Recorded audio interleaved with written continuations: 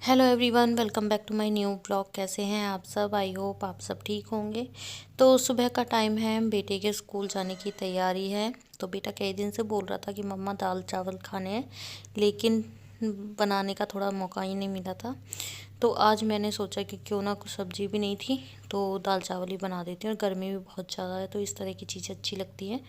और रोटी तो खाने का मन ही नहीं करता है बिल्कुल भी लंच में। तो इधर मैंने चावल भी बॉईल करने के लिए रख दिए हैं और दाल भी बॉईल हो गई थी। और इधर मैंने दाल को भी छौंकने की तैयारी कर दी है। तो कढ़ाई चढ़ा दिया छोटी वाली, उसके बाद उसमें डाल दिया मैंने हींग जीरा और थोड़ी सी प्याज काट के रखी थी वो भी डाल दी है। जब तक प्याज भुनेगी जब तक यहाँ पर टमाटर भी मैंने कट करके रख लिए हैं और उसमें डाल दिया मसाले। मसाले में ज़्यादा कुछ भी नहीं डाला है, सिर्फ मिर्च और धनिया डाला है सूखा वाला।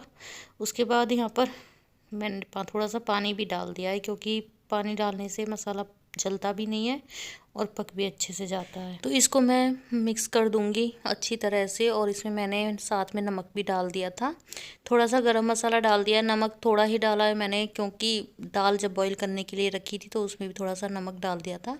और हल्दी भी डाल दी थी, तो हल्दी मैंने अब नहीं डाल दी है, तो पहले डाल दी थी तो हल्दी की भी ज़रूरत नहीं थी। उसके बाद यहाँ पर चावल भी हमारे बनकर हो गए हैं तैयार। आप देख ही सकते हो, खिले खिले चावल एकदम बनकर तैयार है।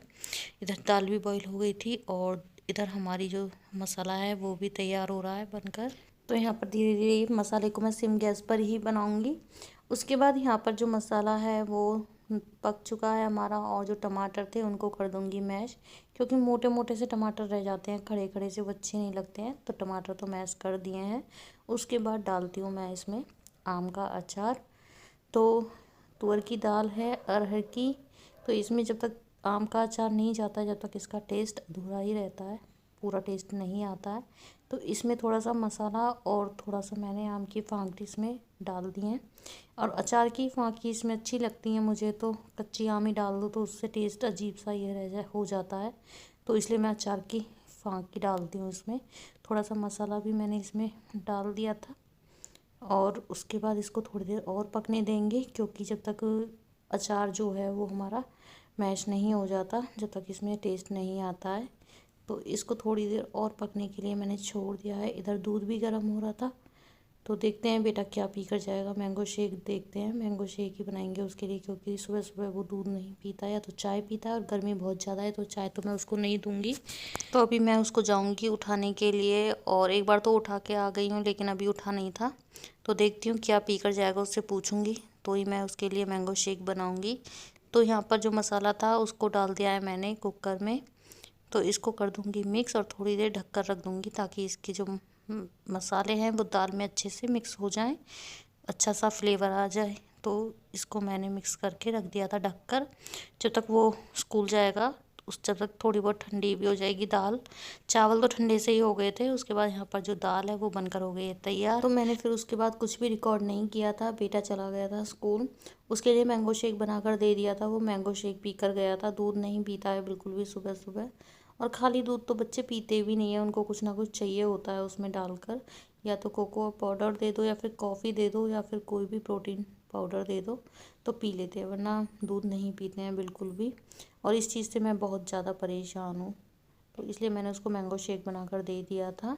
उसके बाद हस्बैंड भी चले गए थे, और जो दाल चावल बचे हुए थे उसको मैंने छोटे बाउल में खाली करके रख दिया है, क्योंकि अभी मुझे बर्तन भी साफ़ करने थे। तो सारे बर्तन अभी ऐसे पड़े हुए थे। तो यहाँ पर जो चावल बचे हुए थे वो भी मैंने रख दिए हैं खाली करके, क्योंकि जब तक बर्तन पड़े रहते हैं, जब तक हमारा किचन भी क्लीन नहीं होता है। तो बेडशीट वगैरह तो मैंने झाड़ दी थी, क्लीनिंग कर दी है, लेकिन अभी मेरा जो किचन था वो ऐसे का ऐसा ही पड़ा हुआ था। तो सबसे पहले जो दाल थी उसको भी मैंने खाली करके रख दिया है, और इधर चावल बचे हुए थे उनको भी मैंने खाली करके रख दिया। और उसके बाद साथ के साथ ही जो चावल पड़े हुए थे उनको भी मैंने यहाँ से हटा दिया था।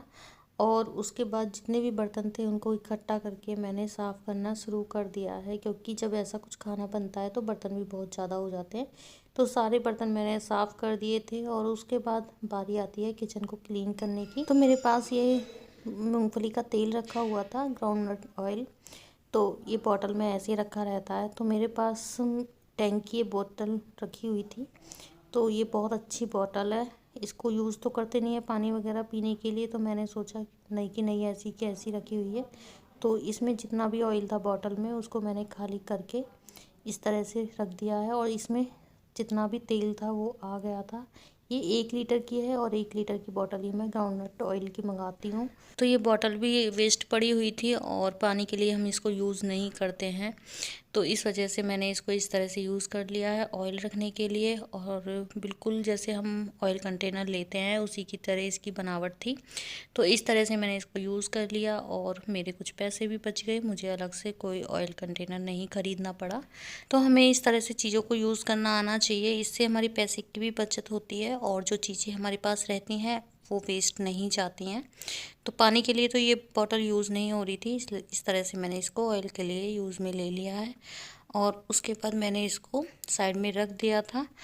उसके बाद अब बारी आती है मलाई को गर्म करने, क्योंकि मलाई रखी हुई थी तो उसको मैंने भगोने में निकाल लिया है और उसके बाद इसमें डाल दिया है मैंने थोड़ा सा पानी, क्योंकि पानी डालना ज़रूरी होता है तभी अच्छे से गर्म होती है। उसके बाद मैंने इसको साइड में रख दिया था और सबसे पहले मैंने किचन को क्लीन किया, क्योंकि मलाई तो बाद में गर्म भी हो जाएगी। तो पहले मैंने किचन को क्लीन कर दिया था। विम बार से मैंने पूरे किचन को, काउंटर टॉप को और कुक टॉप को इस तरह से एक स्क्रबर से साफ़ कर लिया है। जिस स्क्रबर से मैं बर्तनों को डेली साफ़ करती हूँ उसी स्क्रबर का मैंने यूज़ किया है, अलग से मैंने कुछ भी नहीं लिया है, क्योंकि अलग से ज़रूरत ही नहीं पड़ती है लेने की। इसी से वॉश करके मैं इसी से साफ़ कर लेती हूँ। अगर आप अफोर्ड कर सकते हैं तो अलग से भी यूज़ कर सकते हैं स्क्रबर, लेकिन मैं उसी से यूज़ कर लेती हूँ वॉश करके। और इस तरह से मैंने पूरे काउंटर टॉप को, कुक टॉप को, टाइल्स को विम बार से साफ़ कर दिया था। आप देख ही सकते हो कितने अच्छे से चमक भी गई हैं। उसके बाद मैंने एक गीले कपड़े से 2-3 बार साफ़ कर दिया था पूरे काउंटर टॉप को और गैस को भी।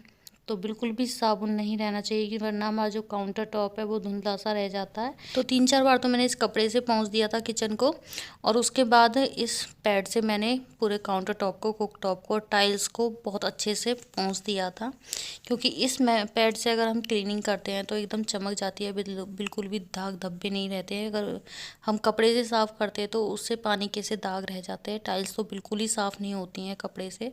तो इस वजह से मैंने इससे कर दिया था, और बिल्कुल जितनी भी धूल मिट्टी थी, पानी के भी दाग रह जाते हैं, बिल्कुल भी पानी नहीं रहता है। तो ये पैड काफ़ी अच्छा है, तो इससे क्लीनिंग बहुत अच्छे से हो जाती है। उसके बाद फाइनली जो मेरा किचन है वो हो चुका है क्लीन। एक बार और साफ़ कर दूंगी मैं पूरे काउंटर टॉप को। तो यहाँ पर जो मेरा किचन है वो क्लीन हो गया था। उसके बाद जो मलाई रखी हुई थी मैंने भगोने में, उसको मैंने गैस पर रख दिया है और थोड़ी देर में ही ये गर्म हो जाएगी, बिल्कुल जैसे दूध होता है वैसी बन जाएगी। तो इसको मैं इस तरह से चलाती रहूँगी कंटिन्यू, वरना नहीं चलाऊँगी तो नीचे लग जाएगी। तो इसलिए इसको कंटिन्यू चलाना बहुत ज़रूरी होता है। तो बहुत जल्दी ये बनकर तैयार हो गई थी। उसके बाद इसको जमाना होता है और उसके बाद इसको चला के घी निकालते हैं। तो यही प्रोसीजर रहता है घी निकालने का हमारा। आप किस तरह से घी निकालते हैं कमेंट करके ज़रूर बताना। तो यहाँ पर जो मलाई थी वो बनकर हो गई है तैयार। तो आप देख ही सकते हो बिल्कुल दूध की जैसी बन गई थी ये। तो इसको मैं अब बंद कर दूँगी गैस को और इसको ठंडा होने के लिए रख देंगे। उसके बाद इसमें थोड़ी सी दही डालकर इसको जमा देंगे और उसके बाद इसमें से चलाकर घी निकालेंगे। तो यही प्रोसीजर होता है घी निकालने का। आपको ये वीडियो कैसा लगा? वीडियो थोड़ा सा भी अच्छा लगा हो तो प्लीज़ चैनल को सब्सक्राइब करना। मिलते हैं नेक्स्ट वीडियो में, तब तक के लिए बाय बाय।